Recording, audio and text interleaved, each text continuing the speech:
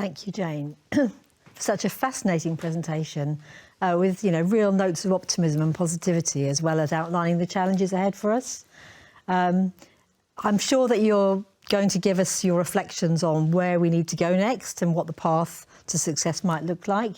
But I think we've also got some reflections from the panel today, when each panel member will briefly address the impact of scarcity and good governance on their particular area of expertise. And then we'll have lots of time for discussion, addressing questions and comments from the audience who are online. So I need to ask you to use the chat function, not only to make comments and discuss things, but to also put questions to the panel, and we will get to them, as many of them as we can. But I think we're first asking Andrew to respond. And Andrew is our leading thinker and commentator on modern governance. He's visiting professor at the Institute of Health at the University of Cumbria, practical facilitator and coach to boards across the public and third sectors. So, Andrew, you'll be reflecting on scarcity affecting the world of governance and what good governance looks like really within this context. Certainly will. So let me focus on what good governance is and how it might differ from just governance, which you can look up in the dictionary. It's a 2-minute talk. It's interesting that Michael was referring back to Victorian times, and you mentioned the novel Hard Times. And a theme in that novel are people finding themselves in debtors' prisons. And in 1855, the Limited Liability Act was passed so that people who invested or ran companies and ran them honestly, ran them with good governance, didn't necessarily find themselves in debtors' prisons. So at the heart of the idea of governance is this idea of if you behave honourably and you treat people fairly and you run good systems, then, on a good day you'll make profit and do wonderful things, and if it doesn't turn out right, then you've got your clean bill of health. Now let's run forward to the 1990s, where you had a series of corporate scandals like Enron, you had political scandals like cash for questions and brown envelopes and all that. And in South Africa, you had a change of government, and Mandela saw governance as a key instrument that would retain confidence in South African institutions. He asked Mervyn King to set up the King Committee, and really GGI is the organisation that's taking forward the work of King. So you have this idea of governance through the various codes of governance in the 90s addressing legitimacy and ethics.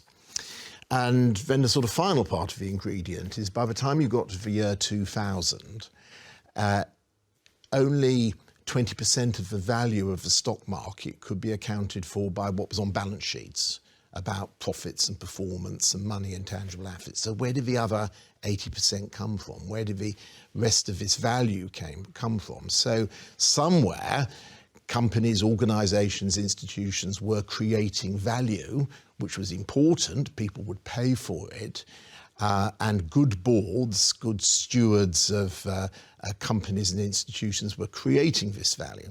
So let me bring all that together. So what is good governance? Governance is a system for running organisations. Good governance is that system is productive. And we talk about the 4 meaningful outcomes of governance, which are that you produce for your efforts an ethical culture, you have legitimacy, you have good control, but most of all, you create value. So value beyond profit and performance. So that is the difference really between governance and good governance. Governance is the system, the ticking of the boxes, the structures you might put in place, but good governance is actually delivering impact and change. And to the point of what Jane has been talked about, it is the duty on all who run organisations, whether public or private, that they do not do their mission, they do not create their profits, they do not produce performance in a way that is subsidised by a cost prospect of a future. Thank you. I think before we go for questions, we're going to our next panellist, is that right? Yeah. So the next one is Stefan here. Stefan Stern is a management guru. He regularly writes for the Financial Times and is a co-author of Myths of Management, What People Get Wrong About Being the Boss, and the author of How to Be a Better Leader. So any responses from you to Jane's presentation and how scarcity has affected the world of leadership and management? Well, absolutely. Thank you very much, Anna. Scarcity needn't be a disaster in the first instance. I want to try and start with a positive thought. I think it was the New Zealand Ernest Rutherford, the physicist, who said, "There is no money, we shall have to think." And scarcity could lead to creativity. It could lead to new ideas, new solutions, you know, and you call me a management guru, I won't sue you for that, but, you know, often an insulting term. But, you know, thinking outside the box, to use the classic management cliche, to be imaginative. So scarcity can help. But I think what we have seen, and Michael, you've all alluded to it so far, what there has been a terrific scarcity of in recent times among leaders and managers, I'm afraid to say, is integrity. There's been an integrity crisis or shortage in our organisations. Now, we know that inevitably there will be hierarchy effects within organisations, and we manage our careers, and there's nothing disreputable about that. But there will always be these integrity moments where we have to decide how blunt, how truthful we're going to be. And we've seen, even in recent days, scandals being revealed, stories being told that hadn't been told fully. And what you see again and again is that failure of integrity. So I thought Jane was very helpful when she talked about mission and values and the danger of fuzzy thinking as opposed to clear thinking. And we could add, couldn't we, fuzzy moral, fuzzy morality, fuzzy moral confusion and fuzzy thinking. So I'm hopeful that we will see a change. I'm hopeful that we are at a sort of turning point. Journalists like to always say that we're either at a crossroads or a turning point. Is one of the two. But I think there is a widespread public reaction and revulsion at the scarcity of integrity and bad behaviour. And bad behaviour in leaders and managers challenges and shatters norms that we've all accepted and grown up with and lived by, most of us, much of the time. I think that's why it's so unsettling when we see persistently bad, unpunished behaviour. Lots of elections in 2024. We must hope for some good outcomes, I think, and at least some change from that lack of integrity that we've been living through. Thank you very much. We're going to come back to you, Jane, but I was sort of struck by, I've been thinking this through, this theme of scarcity and constraints and the potentials it has in some ways. So one of my roles has been a commissioner of public arts in public buildings, in the health buildings.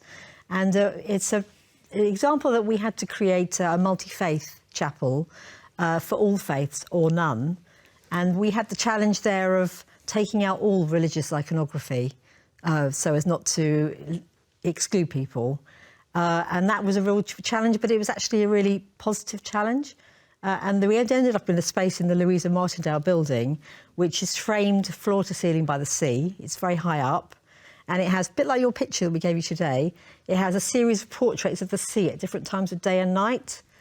No words. And underneath it, there are some little cards, postcards that people can write on, talking about what they're going through, what their loved ones are going through, there's a communal aspect of being able to enjoy that together or to take solace from that. So it's a really good example of how scarcity in that context has created something quite wonderful, which unites people and which gives people a feeling of positivity. And I think that's relevant, particularly because people all say that when they feel, particularly in coastal towns, being by the sea is something that really helps them. So that's an example of meeting a really difficult challenge and creating something fantastic out of it. So I'd like you, that's my personal reflection on those challenges of scarcity, but I'd like you to sort of take us back, if you will, to where you think the path forward lies, because your lecture was incredibly optimistic in some ways. So what's the path that you can see for us? Well, I'd like to come back to that point of integrity, really, because politicians have always been pretty lowly rated in terms of the expectations of the public. but they've never been as low as they are at the moment. And I think that there is almost like a kind of governance duty on the political classes, and that doesn't just mean the politicians, it means the people behind the politicians, the people involved in policy initiatives, the people who want to see better outcomes for current and future generations, to think about how we're going to get more confidence in democratic decision making.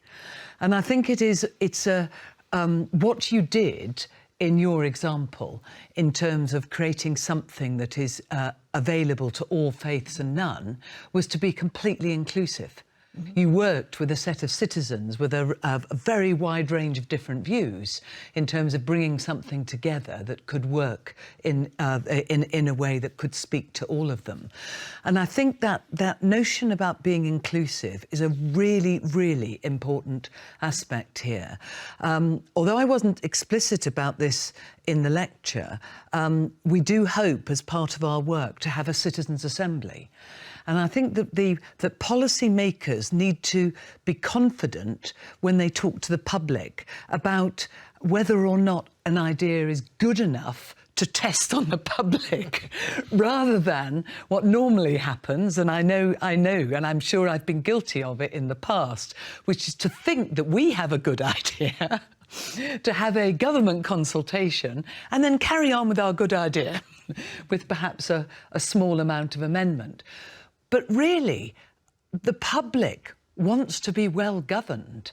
They are part of a democratic institution that chooses who government is. So if there is a better dialogue between people and government, a dialogue that is inclusive, that does involve people about whom decisions are being made, that will have greater understanding of the challenges we face and give government greater confidence to take some decisions that are going to be very hard because they have been hidden from the public so far. So I think there's a notion about integrity, and there's a notion about democracy, and there's a notion about inclusivity, and I can only see this being positive, because where there have been citizens' assemblies in place, for example, we have seen far greater understanding of what needs to happen, and then you end up in a bizarre situation for many, which is organisations calling for regulation. Because if they've got level playing field regulation, they're all in the same place, and that can help us all. So let's take integrity, let's take inclusion and inclusivity, let's take the people, and let's look at how together we can make better decisions. And for us in Wales, I really want to see the Wellbeing of Future Generations Act be a People's Act, where the people of Wales can effectively slap a virtual copy of the Act down on a policymaker's desk and say, you've got to do this, and I want you to do this. And I think that will help us all. Thank you. And I think, does that take us back? I think we can start just with one question from the chat. There's a lot of questions about, but what about England? How can we make progress in England? Do we need devolved powers, as the devolved nations do, or how can we get out of various scarcity problems here in England? Are there any frameworks or programmes, any signs of hope? We need marmot cities. Perhaps I can invite Michael to tell us a bit about them. Well, we've been working in a devolved way for two reasons. One is, when I made a set of recommendations in 2010 at what to do to improve health and reduce health inequalities, and then in 2020 looked back at what had happened, and essentially we'd gone in the opposite direction in all of my recommendations. Child poverty had gone up, spending on education had gone down, the gig economy had exploded, more people in poverty, and so on. All got worse. But we got a lot of take-up, marmot cities, at a local area. Gwent was the first marmot region in Wales. We got a lot of take-up. So a negative reason for working locally was because central government was going in the wrong direction. A positive reason is that local government is much closer to the conditions where people are born, grow, live, work and age, the social determinants of health. And it involved local government, the health and care system, the voluntary and community sector, and the police, the fire and rescue service, education. We've now got business involved. And they get together in this cross-government way. Now, in Wales, they can do that at a national level. It's the same population as Greater Manchester. So if Greater Manchester can do it, in a way Wales can do it. Or if Wales can do it, Greater Manchester can do it. But they have this cross-government action, and it's really encouraging. Now, it doesn't let national government off the hook. If they've taken decisions that lead to an increase in child poverty, it makes the task at city, local, district, regional level much more difficult. If they've reduced spending on education per pupil more in deprived areas than in non-deprived areas, which what they've done, I can't think of how you would justify that. I'm just out of potential. I try and get inside people's heads and think, what are they thinking? But I can't get inside anybody's head and say, why would you reduce the spend per pupil on education more in deprived areas than in non-deprived areas? In what universe is that anything other than immoral? But that means if that's what's going on, the challenge at local areas is even more demanding. But so that's a kind of devolution. And I think it fits with the Brown Commission on governance for England of having more decisions happen at the city and regional level. Can I just give some heart to the questioner? There is a campaign which is led by Lord John Bird, who set up the big issue, called Today for Tomorrow, which is actually campaigning for a future generations commissioner in England. And I think that just as, Wales was at the forefront of establishing a children's commissioner, and now they're in all 4 nations. And I think something similar will happen here in due course. And the fact that the UN is going to establish its own envoy for future generations, following in the wake of Wales and other countries that are taking this sort of approach, I think we'll probably see quite a lot of commissioners for future generations appear, particularly in local countries such as Scotland or Ireland, which are already on the journey. It'll be much harder for England to say they don't care about current and the relationship between current and future generations if other countries have those mechanisms in place. So it's the beginning of a journey, but if anybody on the call wants to take it forward by lobbying, please do so. I'd like to sort of ask a question myself. So we're all here agreeing that if you run a company or you're an elected politician or you run a public sector organisation, you should have concern for the effects of what you do on the well-being of society. And indeed, actually, if you run an NHS organisation, in England, you're tied into the achievement of net zero. It's actually in last year's Act, and also in your code of governance, you must have due regard to the population you serve. That's difficult in a context of where, performance and financial targets are really important. Now, what good boards should do, in my view, is push back. And I think that speaks to your point about integrity, and I think that is difficult. I think it is more difficult for people who are executives, who it's their day job, it's paying their mortgage, than non-executives. But at what point or how would you encourage people on public boards to push back when they see themselves in a position where they know what they are doing is creating damage to people's health, which is subsidising their performance. I'll give you a real example. If you are an NHS organisation in London that does not subscribe to the London living wage, you are paying people at less of a level than we know they need to remain healthy. So maybe you could offer some advice about that.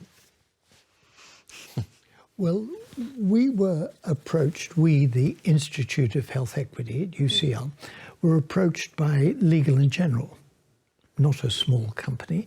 I think they have £1.3 trillion under investment. So, and they asked, we'd like to know what we could do in our day job that would improve health and reduce health inequalities.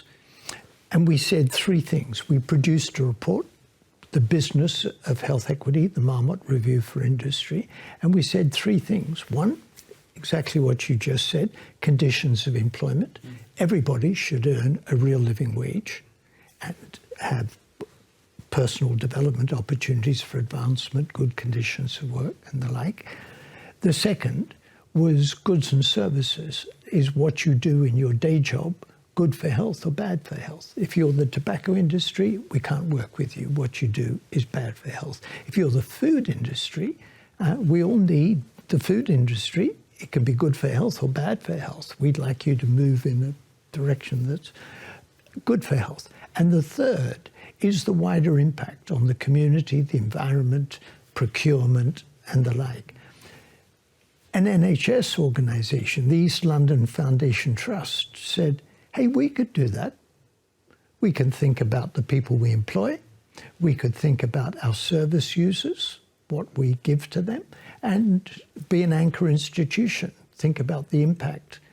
What we didn't do, maybe Stefan could answer that. What we didn't do is what you do if they're behaving badly on these three criteria.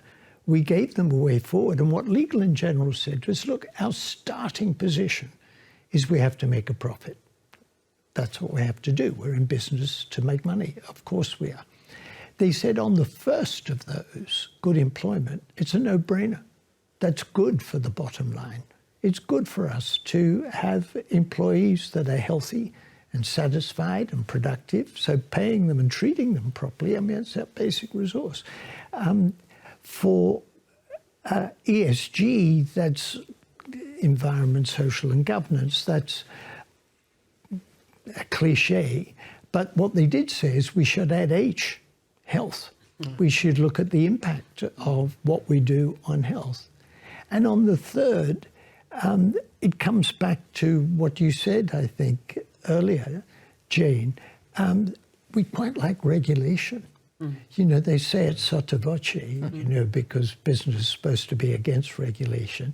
But a level playing field is really quite a good thing because you can't then be undercut by bad actors. Yeah. Thank you. I'd like to bring more people in, but I'm not sure. I think, are we tight for time in terms of going to our next speaker? Well, I was thinking we could hear what Jaideep's got to say so far and then come back to more questions. We'll do that, yes. So on that cue, I'd like to introduce our final panellist, Professor Jaideep Prabhu, who is no stranger to the GGI Annual Lecture, having delivered it himself in 2021. He's the author of Frugal Innovation, How to Do More with Less, and co-author of Jagged Innovation, Think Frugal, Be Flexible, Generate Breakthrough Growth, which was described by The Economist as the most comprehensive book yet on the subject of frugal innovation. Jaideep's annual lecture presentation in 2021 was on the topic of his much acclaimed book, How Should a Government Be? Thank you so much, Anna, for that introduction, and it's so wonderful to be joining all of you today. I'm sorry I can't be there with you. I was teaching a class until 4, but I'm joining you digitally, which is a wonderful example of frugal innovation in action, or Jugaad as it's known in India. It's been wonderful to sit here in my office in Cambridge and listen to this conversation. And I've made copious notes because there are so many very interesting observations that each of you have made. particularly Jane in her lecture. First of all, I want to say I love the theme of this annual lecture, the idea that good governance because scarcity is real. And while listening to that and thinking about good governance and scarcity, I had a parallel soundtrack going on in my head, which said innovation because scarcity is real. But I was struggling initially to make the connection between good governance and innovation until Andrew gave us a wonderful definition of good governance, which was, in his words, creating value beyond profit. And that's exactly what innovation is meant to do. So there was a connection right there. The other reason why I want to talk about innovation and scarcity is because I've spent the last 2 decades studying innovation under conditions of scarcity. Prior to that, I had studied innovation in large Western corporations where scarcity wasn't an issue. There were resources. But then I turned my attention to developing countries like India, where I'd grown up, and their scarcity is real. It's a very significant part of people's everyday life. And even though the Indian economy has grown steadily since the early 90s, the fact is that large numbers of people still remain outside the formal economy and lack access to many of the basic necessities. So as Sir Michael was saying, inequality is real in many countries of the world, such as India, and particularly in areas like health. And those inequalities exist in a context of the climate crisis. So how has a country like India responded to this real scarcity? The response, to a great extent, has not, unfortunately, come from the state. It has not come from the government. It has come from people. In health, for instance, it has come from doctors who are concerned about how many people, for instance, go needlessly blind because they cannot afford a simple cataract operation, or people who die of heart disease because they cannot afford a heart operation. And so this is where, to Stefan's point, what we see in a country like India is that scarcity, the lack of money, forces people to think and act in creative ways. The lack of resources forces them to be resourceful. So just in the area of health, we have innumerable examples of frugal innovations, often, as I said, by doctors, in participation, in collaboration with people in communities. And this was a very interesting theme of Jane's as well, the importance of participation and engagement. So India, in some ways, in this sense of facing scarcity and in this sense of having frugal innovations, is a microcosm for many other parts of the world. The World Bank estimates that possibly half the world's population, maybe 3.5 billion people, live on less than $9 a day adjusted for PPP. Many of these people face significant deprivations, particularly in areas like health and education. And for instance, in other parts of Asia or Africa or Latin America. And in Africa, over the last 2 decades, we've seen a revolution in frugal innovations in health. A lot of them around the mobile phone and health, very significant innovations there, using simple text messaging, for instance, to reach people, to get good education and health to people. Another country that I have studied quite closely is Bangladesh, which I started to visit annually since 2012, where I encountered a very remarkable organization called BRAC, which in some ways is a parallel government in Bangladesh. It's, by some accounts, the world's largest NGO. It was started in 1971 when Bangladesh gained its independence to address a very significant problem that people were facing in Bangladesh through the 70s of very high infant and child mortality. Many children were dying from diarrhea and dysentery. They were actually dying from dehydration because of contaminated water. And the solution, a very frugal solution, had been developed in Bangladesh itself oral rehydration solutions.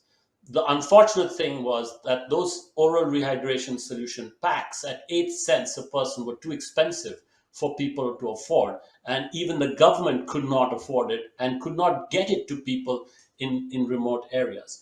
This is where BRAC came in, and they introduced a very ingenious approach to this. They went to the communities and trained women in communities to train mothers in how to make this oral rehydration solution in their homes. And this brings us back to something Jane mentioned often, which is a key principle of governance, is engaging the people themselves about whom we are making decisions. And this is what BRAC did as a matter of principle, community-led development and participation.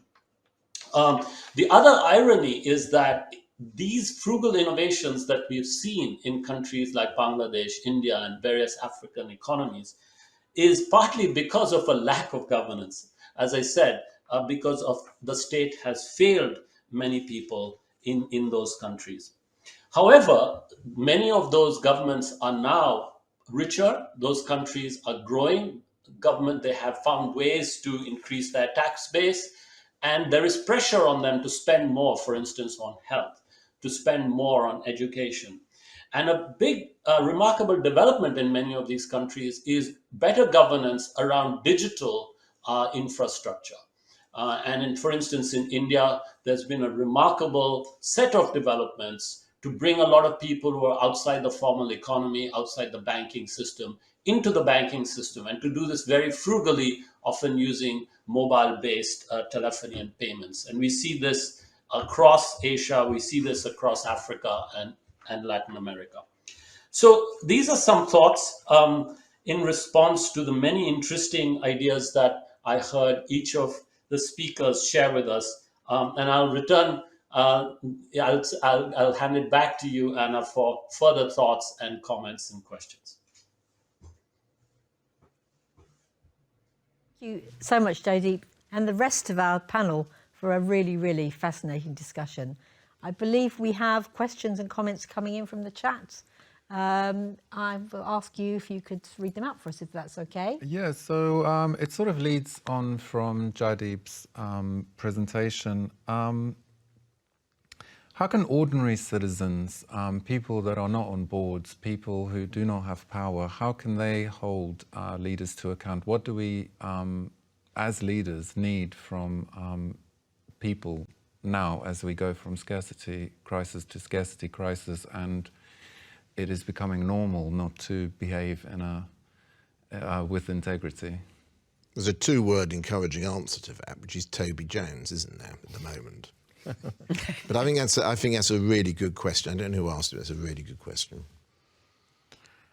Yes, I mean, in theory, we now have this famous social media. We now have ways of getting our voices heard as individuals.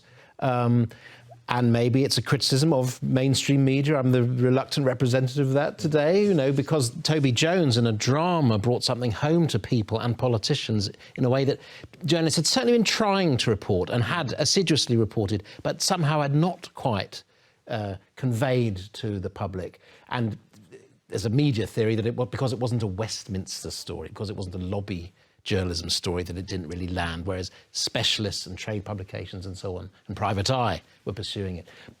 But it's no use speaking up unless those in power are able to listen. And it is also, was it Upton Sinclair who said it's difficult to persuade someone of the fact of something if their job depends on them not believing it. So again, back to integrity and listening and respecting the well-informed views of people who know what they're talking about, wherever they are in society. However, I do think in an election year that the public have a much bigger opportunity than they would otherwise. And I'm not sure that everybody realises they have that opportunity. Because in an election year, parties have to present their policies to the public. And quite often, when I've talked to people in the past, I mean, you know, my role was as a politician in Wales, but when I've talked to people who are very unhappy with what a government is doing, whether it's in Westminster or Wales or anywhere else, and the second question to them is, well, have you told them? And they never have. So in a sense, in the rooms across the UK, there'll be all sorts of people very unhappy with their politicians, but they won't tell the politicians how unhappy they are. So in an election year, there's a massive opportunity to be very clear about what your priorities are, and to particularly make it clear in terms of your local current representatives and potentially your local future representatives, what things you want government to do. And this is not at a micro level, but this is at a macro level. Can you give the political parties in the UK confidence to act on the big challenges facing us? Because at the moment, you feel that that is what is in retreat, when we've never needed that more.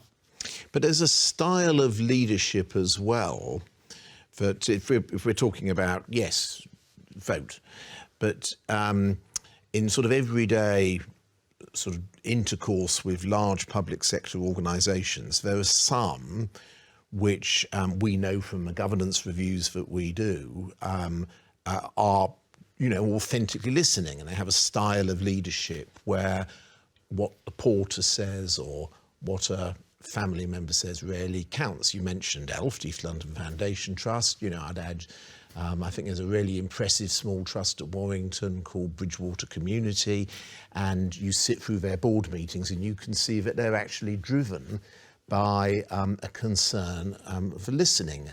He won't thank me for saying this, but I know that the new chief exec of Manchester University Foundation Trust, if a member of staff sends him an email, he'll respond. He's got 30,000 staff. Got on him, but there's a style of presence in leadership that does genuinely and authentically listen and take action when somebody has a worry or concern or an idea of an improvement point. I mean, my response is that nothing ever really got changed without a social movement. Asking what an individual can do, join a social movement, whether it was the women's movement, the trade union movement, civil rights, these are movements. They didn't get a Voting Rights Act in the United States by a few individuals complaining. There was a whole social movement to get the Voting Rights Act. Regrettably, it's been eroded by the Supreme Court. But I think what individuals can do is to be part of a social movement. It may be their community, it may be their trade union, their church group, whatever it is, you have much more power as part of a group. And I think that's really positive, because we know that with social media, we do have those opportunities to be very connected. And I was reflecting on Jay Deep's discussions around some of the grassroots organisations in Bangladesh. Actually, my mother worked on one of those feeding programmes, so that's dear to my heart. And when the use of mobile technology does give us those opportunities, it also has some terrible downsides of it in terms of misinformation and spreading things that aren't through social media, which are counter to people's actual interests. But certainly I hear what you're saying about the power of social movements. And I think in terms of influencing and using social media and being individuals who join groups, just going back to that wonderful picture you gave me, so just look at what Fergal Sharkey and others have done about clean water in our seas and rivers. I mean, that is now an extraordinary campaign in every single part of the UK, and all those water companies are having to be held to account. Ofwat is having to change its rules. I guarantee that the two main political parties in the UK will say something about how they're going to clean up water in their election manifestos. So actually, if the public rise behind an issue, then politicians have to take it into account. This is the year that the public needs to decide what they're going to rise about. Thank you. Do we have some other questions? Yeah, there's some more questions. I wonder which one to start with first. There's quite a lot of worry about when governance gets added to the process, or when cross-party collaboration is sought, the project becomes really expensive and too difficult to deliver on time. Have the panel any thoughts on that? Well, lack of governance can be quite an expensive day out. I take the example of the poor old British Library. They had a ransomware attack. One can hypothesise that information governance maybe wasn't of the standard it needed to be. £600,000 was demanded of them. Well, naturally they're not paying it, but the correction so far has cost, I understand, 65 million. So good governance, part of it is a stitch in time saves 65 million. Yeah. I mean, I've spent, the last 20 years working in the governance of NHS construction programmes, and I would probably say that it's absolutely essential.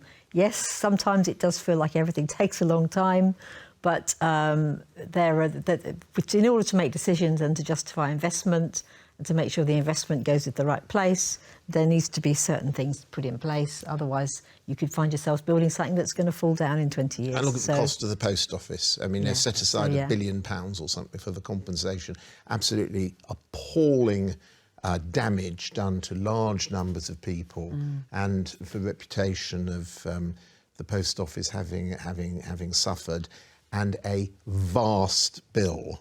And I would bet my chemise that at the root of this there will be a governance failing. Thank you. There's an interesting question here about, so Jane was mentioning new governance, new decisions. What about new technology like artificial intelligence? Is that going to power good governance, take it forward? How would that affect? Well, certainly a case for effective governance of AI. I mean, I don't think we want that robots taking decisions. They're very powerful at sifting data. I think that's true. I think in medicine we've seen the growth of AI, for scans and things. They don't get tired. They will spot things that a tired radiologist might not spot, but not on their own. Not unsupervised, not ungoverned. No. I mean, we should respect the power and deploy the power of AI, but I think Homo sapiens must remain in charge of them, is my view. I agree with that completely. I just want to come back to what Jane said earlier about our lack of regard for our politicians. It's true, all the evidence shows, if you ask people who do you trust to tell the truth, politicians are way down the bottom. It doesn't have to be that way. No. In Switzerland, the majority of people trust their politicians. It's not intrinsic to the role of politics. My own prejudice, and this is a prejudice, I don't know if it's evidence-based, but my prejudice is every time one of our national politicians lies, the public trust of politicians goes down a bit. I don't know if that's true, but I'd like to think it were true. That one way to improve trust in politicians, stop lying. Start telling the truth for a change. Now, it doesn't fit with the zeitgeist. You've got to say we're delivering for the British people, everything's getting better. It's not. I mean, my own view about Brexit is that people have been lied to so consistently in the north, the east and the northwest, the parts that were uniformly for Brexit, about how the economy was improving, everything was getting better. And then the same politicians who told them that everything was getting better, which they knew wasn't true because they shopped in the supermarket and knew what they could afford. And those same politicians then said, if we leave the European Union, things will get worse. Well, you've been lying to us consistently. Why should we believe you about that? I think that might well have been part of it. And we were lied to consistently about Brexit. So my own prejudice is part of the reason for our mistrust of politicians is because they've earned that mistrust. They work at it every day. And we need to change that. I think that on the other side of the coin, you can say that the people who are well respected by the public, doctors, nurses, teachers, all of whom have evidence-based backgrounds, and particularly those who work in the health service who are scientists. And I think there's, the public does have a great trust in those people who have devoted their lives to getting the expertise on the basis of which they take the decisions. So going right back to this idea that evidence-based policy, which I think you're probably the first person I ever heard iterate that in a really major way, we have to bring evidence-based policy back into the public and political discourse. And if you bring that back, it means that the things which at the moment the government are not addressing, the polycrises of nature or climate would be at the top of my list of those, but you could look at all the elements in terms of how we fund, what we fund, whether or not we can protect future generations. If the fiduciary duty is to shareholders, is it current shareholders, which is what the duty is now, but if we made it current and future shareholders, it would immediately change the way decisions were made. So there are all sorts of opportunities as well in terms of good policy making that can take the problems of today and turn them into some of the opportunities of tomorrow. And AI will play a part in that. But we need to have AI that is subordinate to the decisions which are actually about the survival of not just the human race, but nature, when we're part of nature. I'm just going to take Chair's prerogative for a minute. And just something I wanted to ask you, Michael, earlier, because we had a brief moment just after COVID when there was a real recognition of health inequalities and how COVID had disproportionately affected that. And now that seems to have, I know the COVID inquiry is ongoing, so perhaps it'll come out of that. But that seemed to be a widespread recognition that there was an impact, and it made health inequalities absolutely centre stage. But do you think that's gone backwards now? We've lost that. I'm not sure I should say this, but the lawyers for the COVID inquiry wrote to me and asked me not to comment on the evidence given by other witnesses. And I said, have you got a legal basis for asking me not to comment? No, but we'd rather you didn't. So let me comment on We're all on the edge of our seats now. Well, Claire Bamber and I presented evidence that the rise of inequalities pre-COVID had meant we were ill-prepared for managing COVID. I gave evidence on a Friday. On Monday, former Prime Minister David Cameron gave evidence. It was put to him. Professor Marmot told us that the rise of inequalities, etc. He said, Professor Marmot's wrong. And then George Osborne gave evidence on the Tuesday. Professor Marmot told us, he said, I reject that completely. So there's two politicians. One is in the House of Lords now, and the other has a podcast and is pontificating, and they reject it completely. There's the evidence. You talk about evidence. There's the evidence. It's inconvenient, so they reject it. They reject it. They don't like it because it shows them in a bad light, because their policies damage the country. And I'm not arguing as a politician. I'm arguing as somebody who spends every day of my life looking at the evidence relating to health and health inequalities. And there we were, that COVID increased the inequalities. People in overcrowded living conditions, working in frontline occupations, particular ethnic groups, Black African, Black Caribbean, Bangladeshi, Pakistani, Indian to a lesser extent, had high COVID rates. There was the evidence right before our very eyes. Yep. Did I hear any of our national politicians in government say, right, we realise we got things wrong, now we've got to pay attention? No, they say we're making things better. No, you're not. All the evidence is you're making things worse. So, no, I think there were lessons to be learned. Regrettably, the current people in power haven't learnt those lessons. And I'd either like them to learn the lessons if they want to stay in power, or be replaced by a government that's ready to learn those lessons and act on them. Thank you. Very full answer. Thank you. I wanted to come in. I was sort of potentially chastened by the ask for Mark for making it, but I was about to give 2 cheers for British democracy by comparing it with American democracy. So if you want to find out how many members of Parliament have been excluded in the last session, there's a bit on the website you can go. There's actually a spreadsheet that you can download. And there's a whole long spreadsheet, and there are 69 exclusions, I think it is, of a sort of reason why, and a hyperlink through to the report. So you could go, well, 650 MPs, roughly 69 have been excluded. You could go, gosh, that's terrible. The other thing you could say is, well, at least we've got a system that works. And when you look at what happened to the former Prime Minister Johnson, and that he was actually excluded to the point where he, in fear of facing a by-election, he resigned. And you compare that to America and the impeachment, the second impeachment of Trump, who had, you know, organised and a full-on assault on democracy. You can say, well, maybe it's a little bit better here.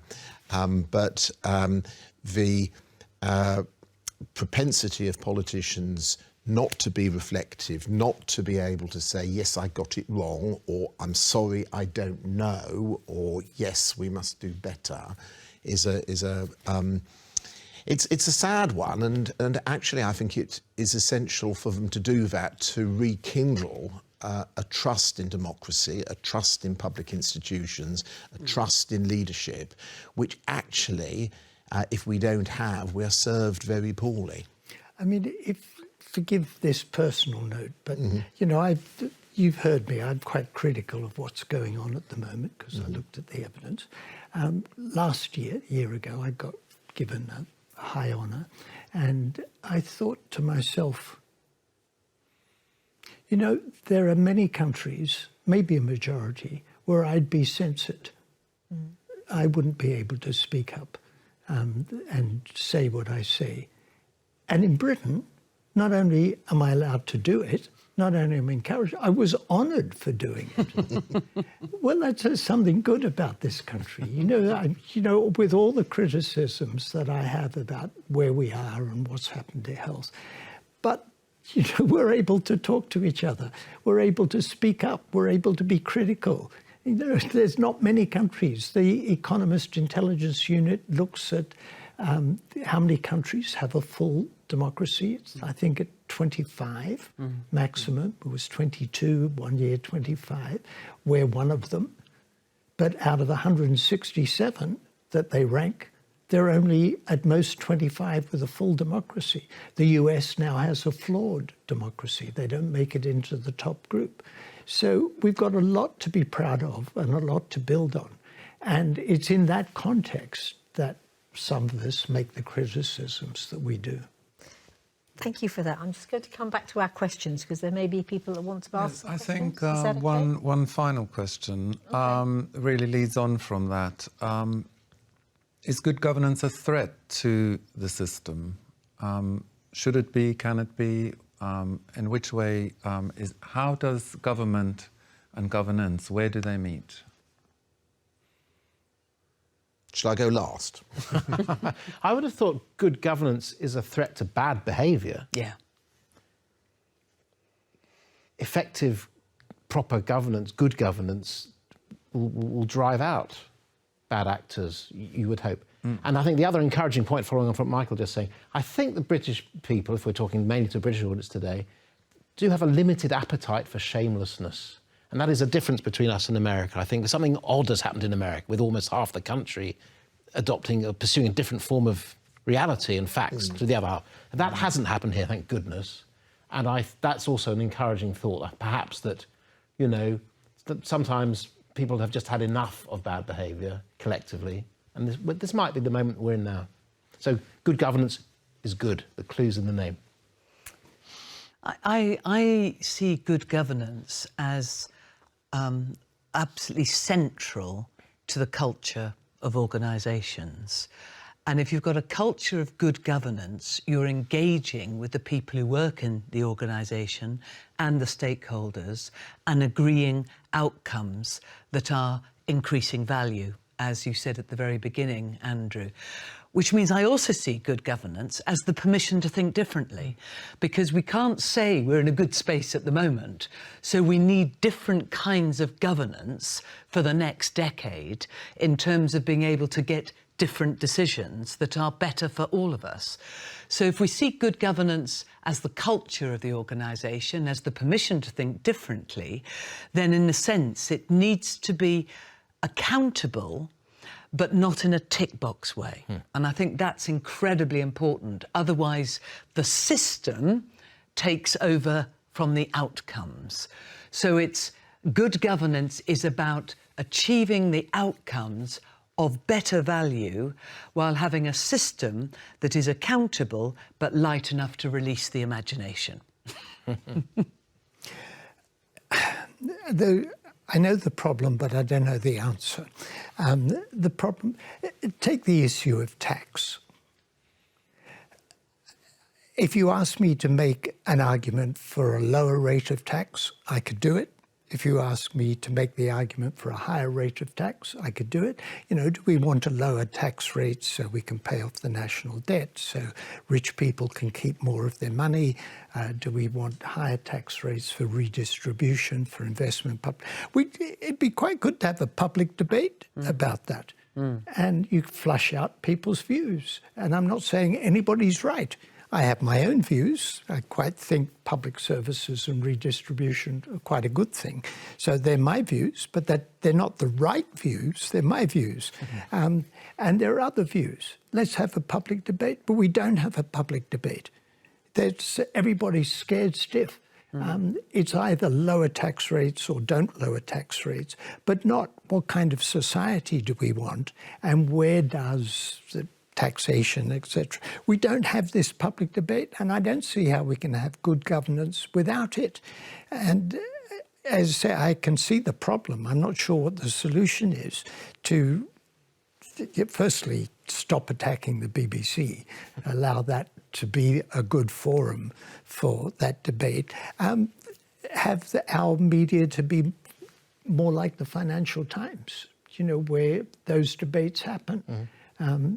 Much more in the FT than they do in much of the rest of the media. So I don't have a solution to this, but it has to be an important part of good governance. Thank you. Andrew, you're going to come with some closing words on the last question? I shall come with some closing words on the last question. Am I coming with the closing words to the whole event? No, because we've got Jacko to bring in yet. That will come. I think that, we'll come back to you.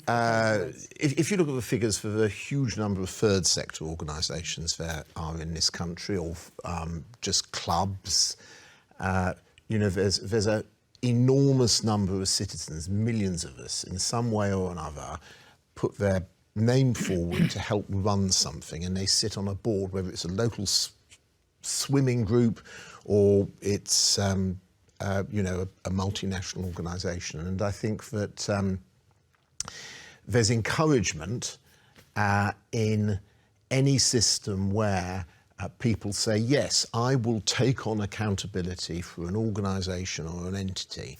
And I think actually that's a very noble thing.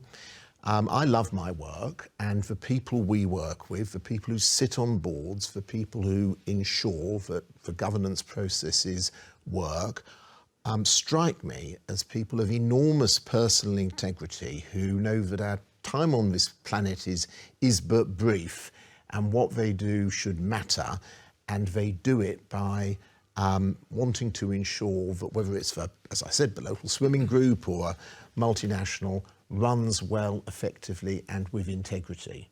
And actually, a governance system is one where the sum of the parts is less than the whole that is created.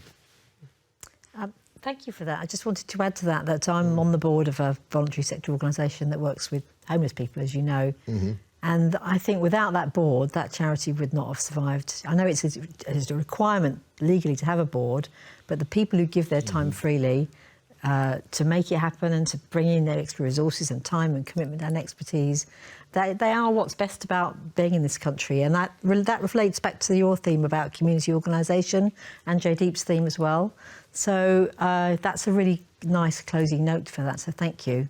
Which takes me to yourself, I believe, to talk about why you've chosen this theme today, and also obviously to thank GGI for organising this event. And tell me about this theme, what it means to you. Well, scarcity means a lot of things to a lot of people, and it seemed an obvious theme with us, in 2023 and now in 2024, hurtling from one crisis to the next. But when I meditated on this, or what scarcity means, the first thing that came to mind to me was peace. It's just, even in your own life, just to find a moment of peace. So I was hoping we could sort of just kind of shake off the debate. It's been a lot of really heavy topics have been raised, and if we could just all take in a deep breath and out to relax, then, I know that taking a breath wouldn't immediately alleviate any major conflict, but as you take a minute for yourself, trust that if you can achieve peace within yourself, then you can communicate peacefully with your loved ones, with each other, with other board members, and you can begin then to strive for peace in your community. So as this is not so much a peaceful demonstration, but more like a demonstration of peace, I would like you to invite you just to take 3 more breaths, just 1 more breath for peace. And because when we have peace, everything else has a place to fall into place. And 2 more times, just once more for love. Breathe for love, because love is everything, and without air, we have nothing. And the final time, let us breathe for joy, because without joy, we don't have a festival. And when we have peace and love, we have joy. Thank you, everyone, today. And whenever you feel things are getting too much, just remember to breathe. Thank you, everyone. I really appreciate everyone who participated in the annual lecture. We signed on. Thank you, our speaker, Jane. Thank you very much, Anna, for chairing today. And thank you for our panelists. You've all given freely of your time, and you are all committed to the cause of peaceful organisation. Also, thank you to Richard and the crew at Broadly TV Studios who filmed and streamed this event for us at cost. They did this because they believe in our message of scarcity being both painfully real for those who experience it, but if we collaborate peacefully, it is possible for us all to live well on this beautiful planet.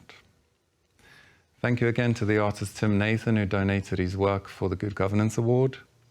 And finally, thank you to everyone at GGI, especially Roisin Jenkins, Martin Thomas and Helen Williams, who worked very hard to make this a success.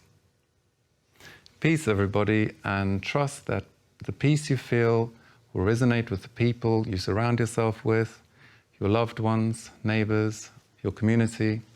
And if it doesn't, just breathe. Peace. And does that take us to closing words from Andrew?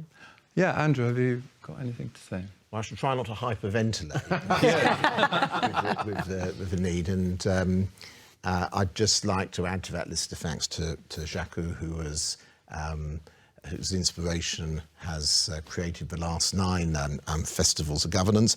And I'd like to invite you all to be regular visitors to our website, to come along to our events. They're all free, to join some of our networks, which are, again, there for taking. We have an advisory service, which again, for small organisations, which again is free. And we are publishers of everything we learn, we share. We don't believe that knowledge is something which is a personal property, and it's all there on our website. So please do, make use of that if you're one of the millions of people in this country who, whether it's on such an excellent smaller charity like Seaview, which makes sure that people who are homeless have some kind of hope and practical help, all the way through to colleagues who sit on, who are parts of governments or who are public influencers. Thank you. Thank you. Thank you.